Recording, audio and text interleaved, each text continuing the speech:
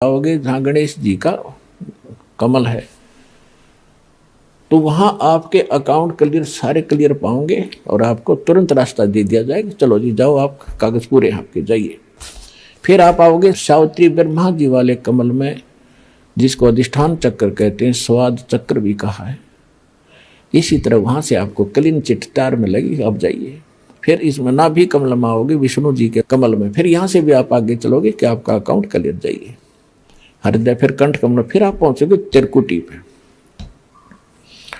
जब आप त्रिकुटी पर पहुंचोगे वहां परमात्मा मिलेंगे इस दास के रूप में।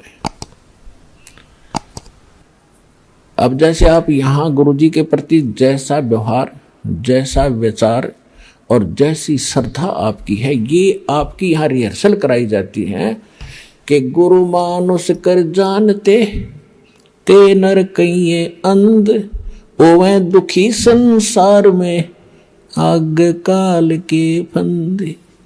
गुरु को मानुष नहीं जाने, गुरु गोविंद कर जानियो, रहियो शब्द समाए, मिले जब दंडवतम बंदगी, नहीं पल पल ध्यान लगावे। गुरु गोविंद दोनों खड़े काके लागू पाए, बलिहारी गुरु अपना जिन गोविंद दियो मिलाए। आप परमात्मा ने यह सिद्ध करना, हमारे को एक ट्रेनिंग दे रहे हैं कि जैसा व्यवहार आप इस दास के प्रति कर रहे हो ऐसा ही भगवान के प्रति माना जाएगा। और जैसा आप दिन में रिहर्सल कर रहे हो, रात में सौपन भी वैसे ही आएंगे। तो संसार छोड़कर जब जाओगे आपको सौपन सा बनेगा। तो जैसा आपकी आस्था यहाँ वहां तो सामने स्पष्ट नजर आओगी, तो वहां आपकी परीक्षा होगी। अब जैसे वहां गुरु जी के साथ भगवान खड़ा हो, आपने परमात्मा को देखा नहीं, केवल चित्र चित्र देखे हैं उनके, तो वहां जाकर आप किसको प्रणाम करोगे? गुरु गोविंद दोनों खड़े किसके लागू पाए, बलिहारी गुरु अपना जिन गोविंद दियो लाए। यानी हमने इतना दृढ़ होना है इस मार्ग पर सफल होने के लिए।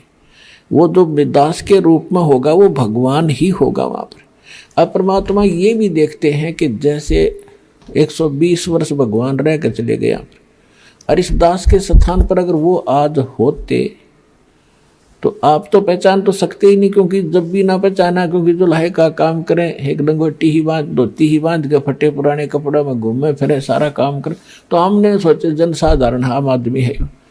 तो इसलिए परमात्मा वो एक विधान बताएंगे और इसलिए दास को भेजा के भगवान को पहचानवा दे, आपको पहचान करा दे।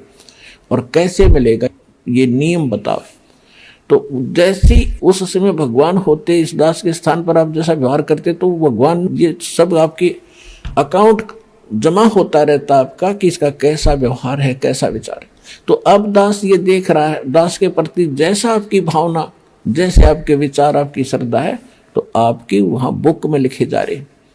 परमात्मा वाले स्थान के पास आपकी एक अलग से पैड है, आपकी बही है, आपका अकाउंट खुला हुआ है, एक फैक्स वहां जाता है।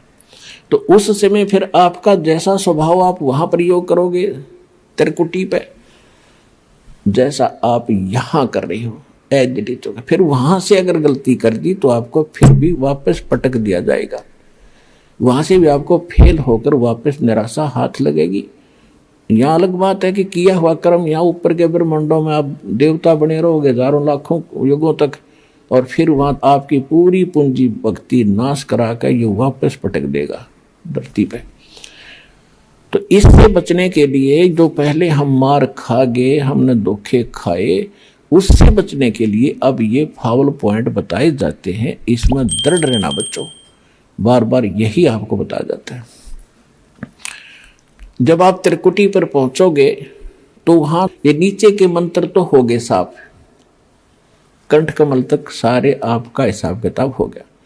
आपके साथ वो 2 मंत्र का जाप वो और साथ है। यहाँ कंठ कमल से लेकर त्रिकुटी तक जाने का बहुत लंबा रास्ता है। ये तो एक यहाँ तो मैप है, वहाँ ओरिजिनल चीज है।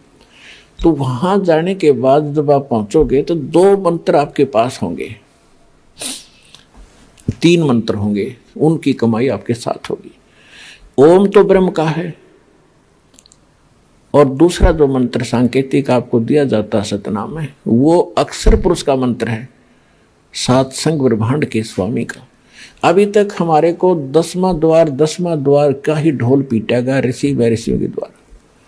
और एक जम्मू के अंदर मधु परमहंस को आवे, कबीर पंथी को और कह का पता नहीं इसने, और वो कबीर साहब की कितना अधूरी सी बाणी पढ़ ली, 11वीं खिड़की एकादश,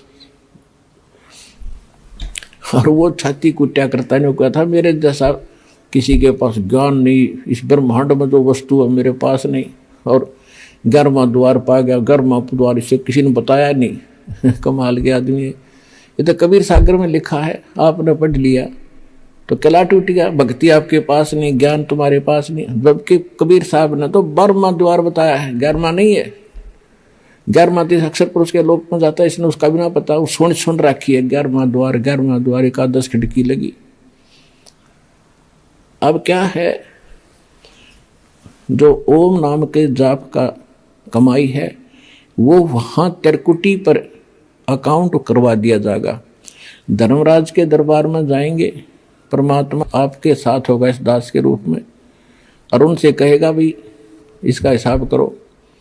गीता अध्याय नंबर 18 के श्लोक नंबर 66 में आपका विधान है, क्योंकि वहां जैसे वकील बताते हैं जजों के सामने, जी ऐसा सा उस धारा में ऐसा लिखा है, ऐसा लिखा है, ये खरा उतरता है, तो जज उसको स्वीकार करता है।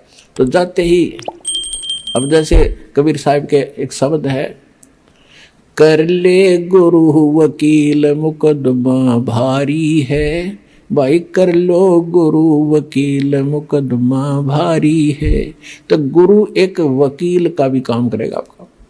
तो वहां जाकर के भगवान होंगे इस दास के रूप में, और वहां उनको कहेंगे जी आपके विधान में लिखा है, गीता अध्याय नंबर 18 के श्लोक नंबर 66 में, सर्वधर्मान परित्यज माम एकम शरणम व्रज अहम तवा सर्व पापे भयमोक्षामि मा शुच।